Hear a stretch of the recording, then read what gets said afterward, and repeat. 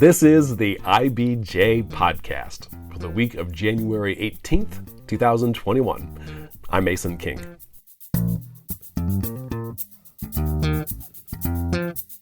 Welcome back to the podcast, everybody.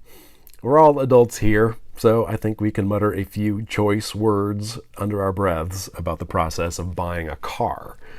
Going to a dealership and cutting a deal is one of the great adult rites of passage.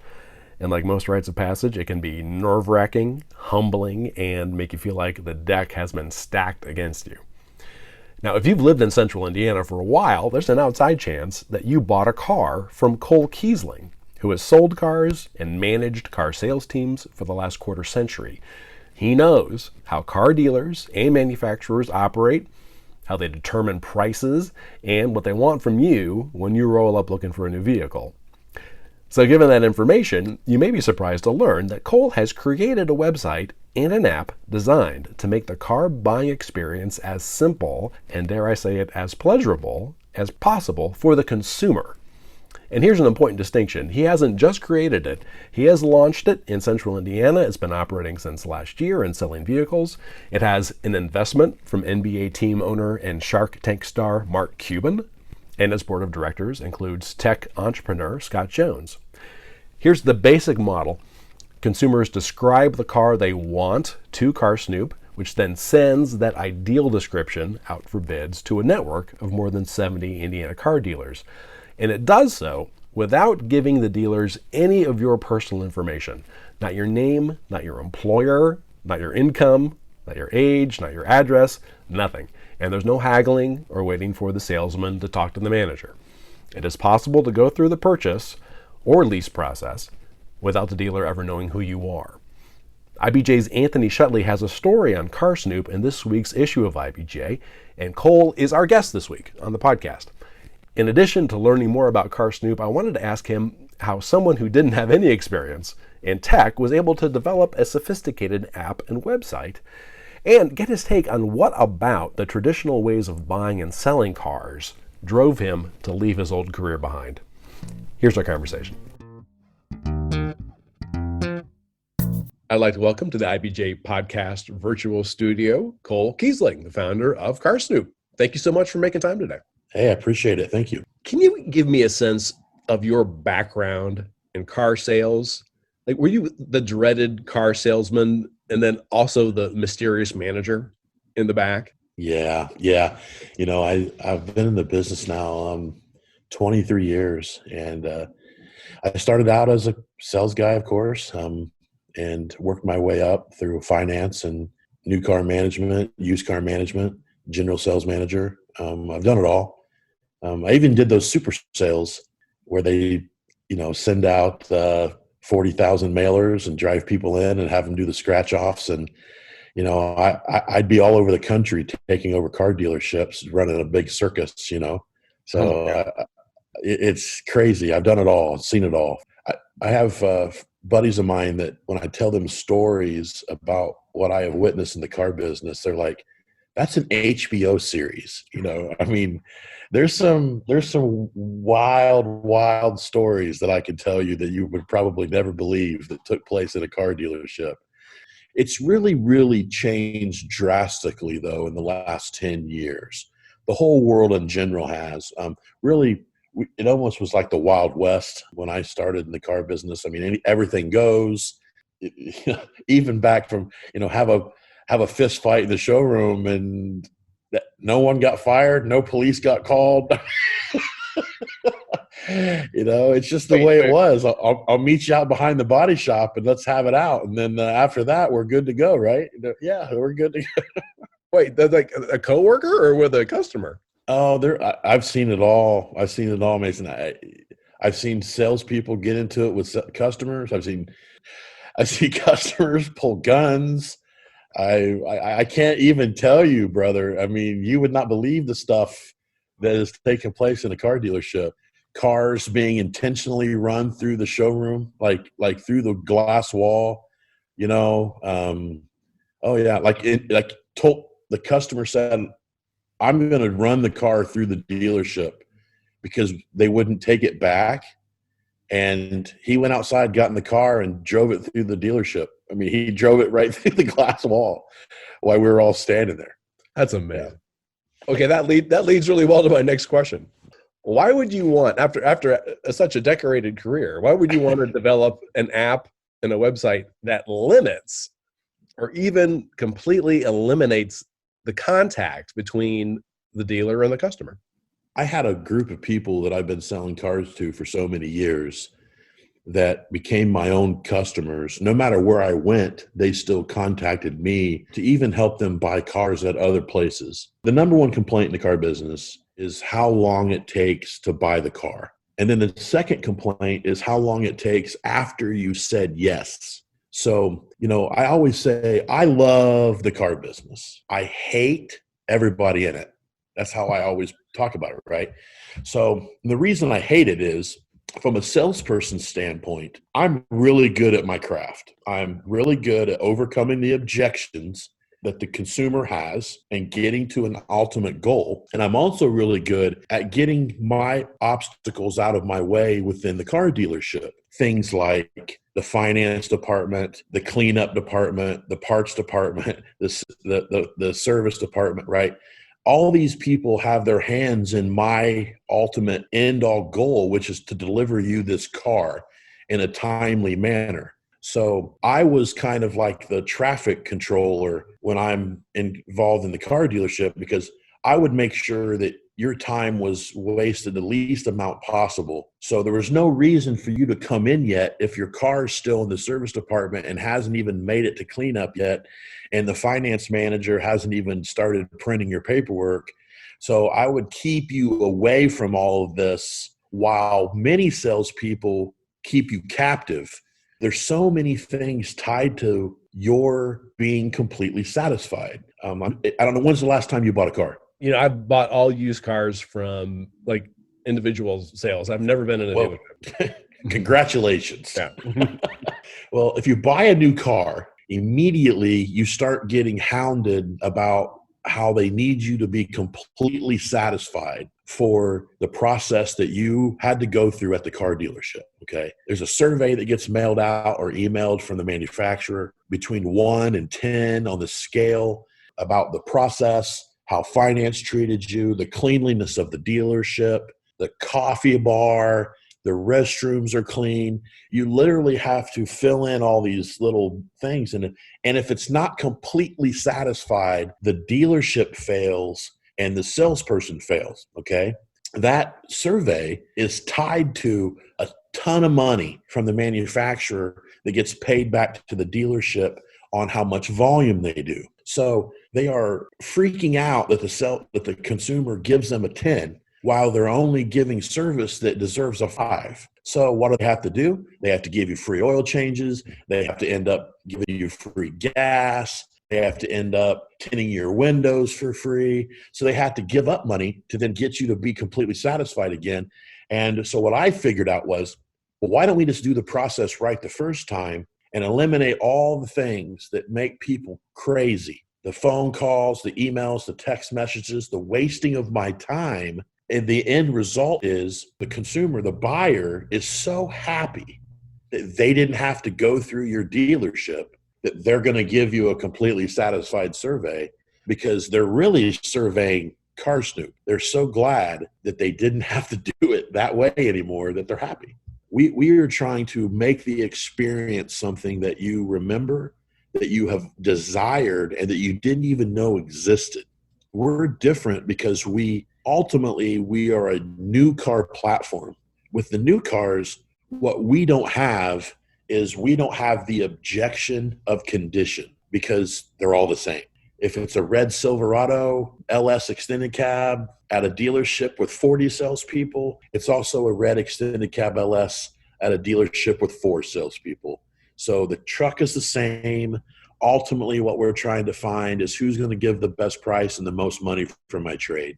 So I'm kind of removing all the big advertisers, all of that stuff out of the way. Here's the truck. What will you sell it for? And how much will you give me for my trade? If it's enough, I'll buy it from you. If it's not, I'm not even going to talk to you. It's only for me if I'm buying a new car. No, we do facilitate used car deals, but we have to be more involved. If you look on our website, we have a white glove concierge service is what we like to call it. You do have to pay a small fee, but there's a lot more involved. I mean, because ultimately what we're doing for you is we're doing all the legwork and we are ensuring that the vehicle that you're going to ultimately choose is the right one. And the reason why you can trust CarSnoop with that is we don't care who you buy the car from. We don't care what you buy. It's irrelevant to us. So there's no motivation on our end to push you down that path and put you in a seat to a car that ultimately isn't the best choice for you. So on the used car side, we're going to go touch the car. We're going to do the homework on its service history and its condition. We're going to send you video walk-arounds of those vehicles, and then we're going to be able to offer you test drives. So instead of you going out and looking at 4 or 5 makes and models that fit your wants and needs, and then each time you do that, you have to talk to somebody, you have to give them your personal information. It might not even close to be the car that you want, but for you to get to the point where you realize it's not the car you want, you've already exposed yourself. They're now calling you, emailing you, text messaging you, finding out if you bought a car yet. The car is still here. You walked away thinking that thing's a piece of junk. I wouldn't buy that car for anything. But that person now has all your personal and private information, and they're not going to leave you alone. In the car business, we like to say, buy or die. That's it. Either buy my car or die so I can't ever talk to you again. And that's a true thing, brother. So I would go on the CarSnoop. I would say, okay, I want to buy the new Outback. It asks me questions about what all I want with my car. And then CarSnoop now contacts its dealers and says, okay, who's got the best deal on this car? Yeah, so you go to carsnoop.com and you build the exact car that you want. Make, model, trim, and packages, color, everything. And then you can also scan your VIN of your trade-in, which is important to know. We help facilitate trades. You take photos of your trades. You update your mileage. And then, well, that's your deal. That's the car you want. That's your trade-in. And then that goes out to our Subaru dealers. Those dealers don't, this is important to know for your listeners too. We're anonymous, meaning the dealerships don't know who you are. They don't know your race. They don't know your gender. They don't know your email address, your phone number. They don't know anything about you. So we like to say that we level the playing field in that aspect. Everybody is the same. And you remember when you talked about that, have I been that guy behind the wall, behind the glass wall? Well, I have been. And the only people that are facilitating these car deals are the managers. So the managers then get an alert that they have a new opportunity, and they can log into the CarSnoop portal on the dealer side, and then they see that you have built a Subaru, and this is the one that you want, and here's your trade. They have to respond with an actual vehicle. So they have to put a VIN number in of a vehicle that is the close to matching of what you've requested. So I did that intentionally. I don't want a dealer to just respond back with a price and kind of hook you on a car that he doesn't even have. Because what it's doing now is it's putting you back in that wasting my time mode. So he has to put a VIN number in that's an actual vehicle that he has or that he can obtain from another dealership. So then he puts in the vehicle, he puts in his price, he puts in their incentives, he puts in the trade value, and it sends it back out to you as a consumer. You then get an alert that you have a new offer. As those offers start coming in, you can decide which one is the vehicle that matches the closest to what you've built. And of course, narrow it down by who's given you the most for your trade and who's given you the best ultimate price, right? You can chat, you can ask more questions, you can talk to us. We can help you with financing questions, with back-end product questions, warranty, gap, tire and wheel coverage, all the other options that you can add on to it.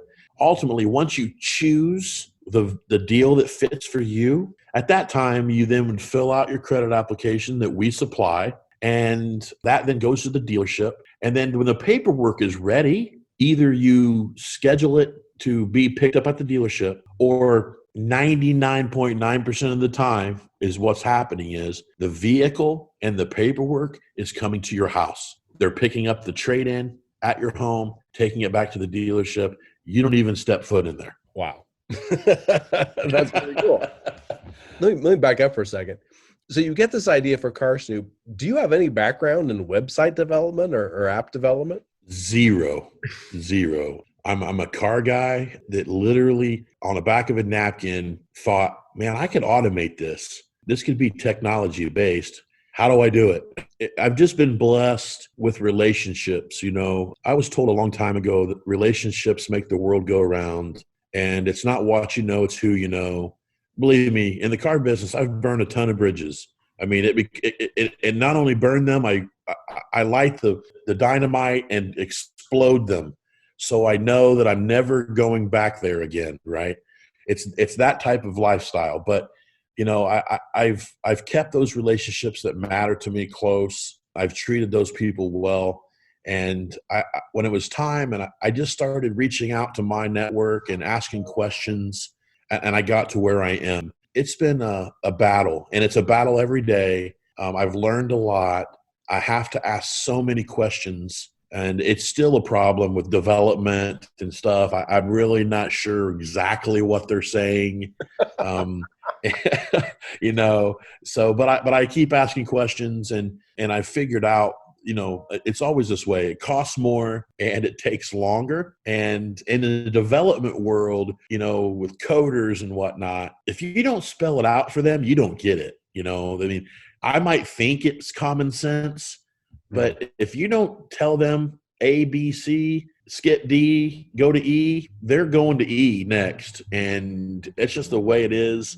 Of course, we've made mistakes, but we're learning from them, and we're excited about where we're going for sure. Well, for everybody who has a great idea for an app or website but no technical training, just quickly let them know. I mean, how do you get something like that built? I mean, you got to go to a firm that has that coding background, app development. Of course, there's places here in the city that do that. I didn't know them, but I'll tell you real quick. I mean, we started with a company out of Georgia, but what I figured out was they were kind of the middleman, meaning they were the project manager. They were definitely knowledgeable in mapping out what I was wanting to do, but they were farming out my coding and my development work overseas. So there was always a lull in getting an answer to or a fix. Well, because the people were doing it while I was sleeping.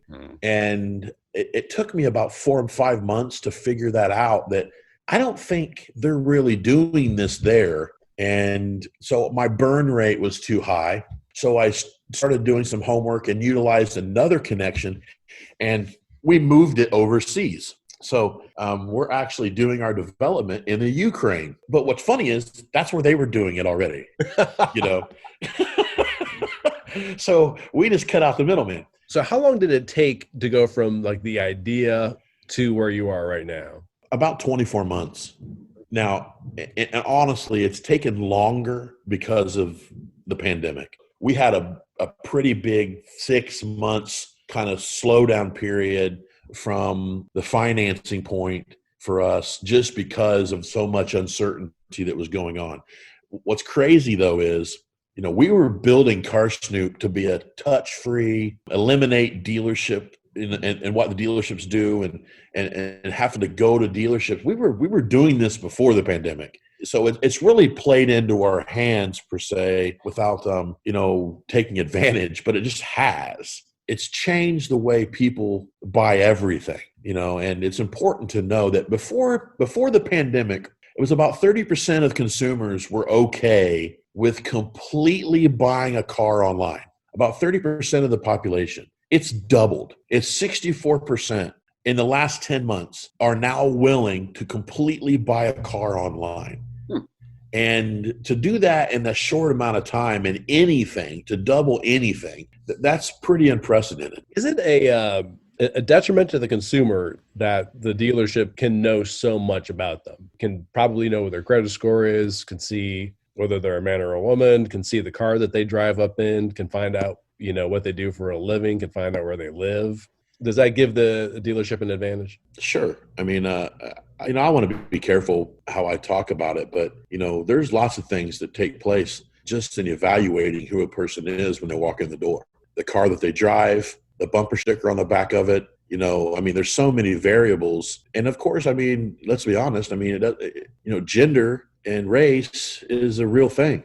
So how does CarSnoop make money? The dealership pays us per transaction. It's a flat fee. Right now, we're finding out that the dealerships are kind of charging those deals to advertising because we're like a vendor to them. Our fee is spread out over all of their deals that they're doing. That's how we're doing it here in the Indy market. We are going to be expanding rapidly here this year, and we're going to start advertising to Louisville and Cincinnati. But ultimately, we're going to end up being a subscription-based service for these car dealers. There's going to be some changes to our platform. We're going to become more of a marketplace to where consumers can list their cars to be bid on by dealers to purchase them. So consumers like yourself, let's say you want to sell your car, ultimately right now you have about two options, right? Facebook Marketplace or Craigslist. Neither one of those are safe, and you also are bringing people to your house or meeting them. And I don't know if you sold anything on Facebook Marketplace, but as soon as you list it, right, is this available? Is this available? Is this available? It never stops. And then the people never show up. And so it's so saturated that the experience side of Facebook Marketplace and all these type of apps and stuff are just ruined. One thing that we're going to add to our platform is you're going to be able to list your car on CarSnoop, and then all of these dealers that we have, they're going to be the ones that are going to be able to bid to buy your car from you. Oh, wow. So instead of you selling it to Carvana or going over to CarMax and selling it to CarMax, which is just one person to give you one price, right now we're going to have 60 to 100 dealers that can see your car and bid on your car to buy it from you. And what it does is you don't have to worry about, can the person actually pay for the car, right? It's a dealership. Their check is good, and they work with us. How many cars have been sold on CarSnoop so far? Yeah, through our platform. Yeah, through our platform, yeah. I did over 100 of these transactions manually. And then through the platform itself, we've done roughly 60 cars through the app. So this month, we're already on pace to have our biggest month ever. So we're really excited about that. We envision, just so you know, our ultimate goal is, as we get running full steam in the Indianapolis market, we want to be doing about 400 transactions a month, which then makes us basically one of the largest dealerships in Indianapolis. If you're doing 350 to 400 cars, you're one of the big dogs in the city. And so we want to be able to facilitate that many deals through our platform on a monthly basis, just in the Indy market alone. How many do you think you're going to have this month? We're going to do roughly 20, probably 25 is what we'll end up doing. But like I mentioned before to you, this is the first time that we've done any advertising starting this week. Oh yeah, tell me again about the big campaign.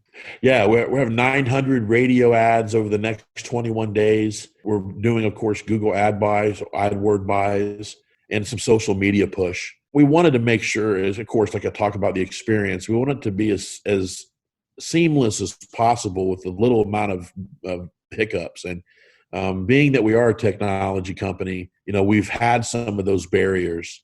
So we removed some steps through the app in the process that we figured out were kind of dump off points for people, because the least amount of steps to get through a process, the better. We've really been spending, since we started doing transactions through the platform this summer, we really wanted to slow it down as much as possible to make sure that the experience-wise, each person was good. Well, best of luck to you. Thank you so much for explaining this. This is really fascinating. I appreciate the time. I like talking about it, and it's important to me for people to know that we're here to help.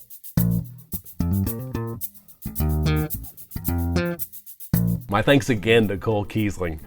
If you'd like to learn more about CarSnoop, and in particular what customers and dealers have to say about it, you can check out Anthony Shutley's story in the latest issue of IBJ.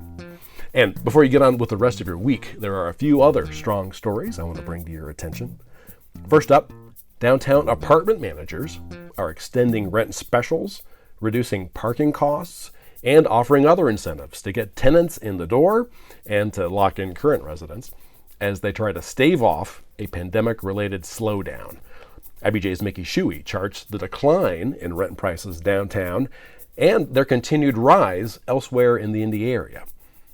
Also in this week's issue, John Russell explores the rush to vaccinate Hoosiers for COVID-19 as quickly as possible after federal officials gave states the green light to dramatically expand the pool of people eligible to receive vaccines.